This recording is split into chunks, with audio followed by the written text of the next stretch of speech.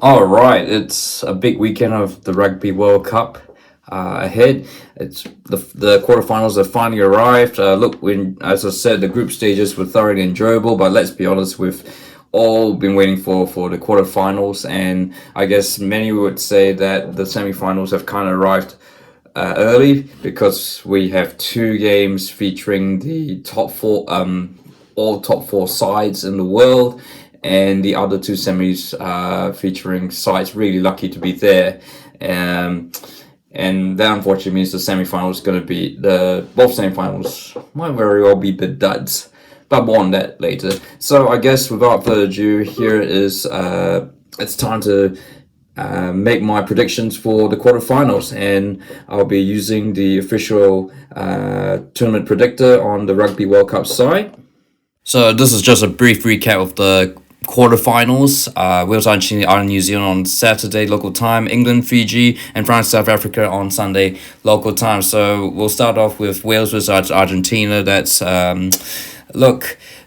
It's both sides have definitely improved significantly since the start of the World Cup, and Wales have looked a whole lot better under Warren Gatland, and defensively look really strong, and also score capable of scoring tries. They seem like really well balanced. Argentina seemed pretty try shy initially, particularly against England, and I'm still not confident that they've completely resolved things. Michael Check has actually said that Wales are actually favourites in this game, which I actually might tend to agree, but I think it'll be pretty close this one, so I'm going to go 7 points here.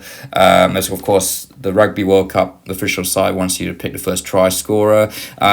Which gives me a chance. Look, Wales look like they'll have Dan Bigger, Liam Williams, and Gareth Anscombe back. They're massive players, so I think if they get those three back, shame about Toby Faletau. He's out of the tournament along with Pablo Matera, so we're going to miss that battle in the breakdowns. But look, it's still pretty decent size. I think it's going to be physical, but I think there'll be a couple of tries. Louis Rees Zammit, I think he scored a lot of tries for Wales, so I've just gone for him. Look, that's just going to be a real roll of dice. Ireland, New Zealand, look, I'm not really going to talk too much about this game, but as you can see, kind of gone for Ireland here. Look, I think Ireland kind of feel like they got their cards there, and look, maybe I'm just going to do this just to kind of put a fix on Ireland. But look, I think New Zealand will start well. Just gotta find Mark Tillier. There he is, yeah. But more on this game. I won't talk about that right now. So we go to England, Fiji. Look, Fiji did beat England, as you see, a couple of months ago in Twickenham before the World Cup. But I think England are a much different team to what they faced at Fiji, and it kind of feels like, yeah, this England at Rugby World Cup seems like a different team, and with this draw, it feels like you almost get the sense that England have kind of got a free. They're sort of on the transit lane to the finals. I mean, they could very well face France, and in 2007 they faced France and upset them in the semi-final. So could we see history repeat itself again?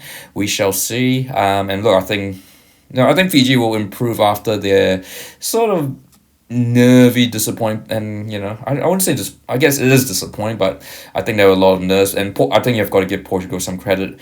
I think Fiji will bounce back to be fired up, and they'll know that they have to step up their game against England. But look, I'm just going to think England just going to outmuscle Fiji this time, and yeah, look, honestly, I don't, it's not surprised. I mean, it's a Fiji. It's a sort of side you expect to score a lot of tries. Although they are not, they seem to be one that has like the physical side. Look, honestly, pity you can't pick first point scorer, because I would have gone for George Ford. Let's see, Joshua Silva. Of course, he's the player whose son passed away during the tournament. So I'm still liking to score a try and dedicated to the son. So I'm just gonna pick him. So yeah, of course you've got Harry and Randall there who scored 5 tries early in the tournament. Finally, of course, the other blockbusters, quarterfinal, France South Africa. This is gonna be a tight one, but I think France will just about edge South Africa. Look, South Africa, they've been boosted by having Handré Pollard and Lucanio Arm back, kind of conveniently, to replace Malcolm Marx and Mpepe. Marx and Mpepe are going to be big, huge losses though.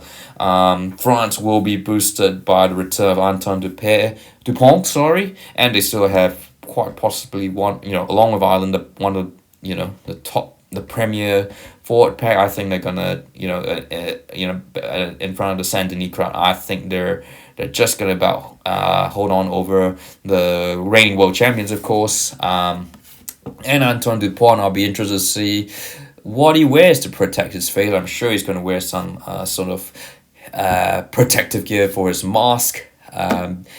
But speaking of Jalibert, I think he started down all right in lieu of the injured Romain Tamac. So there you go. I've tipped, in to recap, Wales, Ireland, England, and France.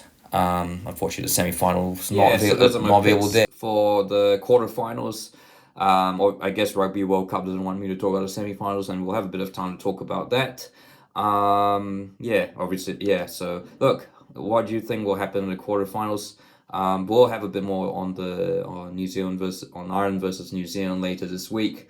Yeah, look, which quarterfinal are you looking forward to? I'd like to hear your thoughts. Is it going to be an all northern affair, or could we very well still see the Southern Hemisphere sides emerge on top? So look, if you like this video, feel free to like and don't forget to subscribe.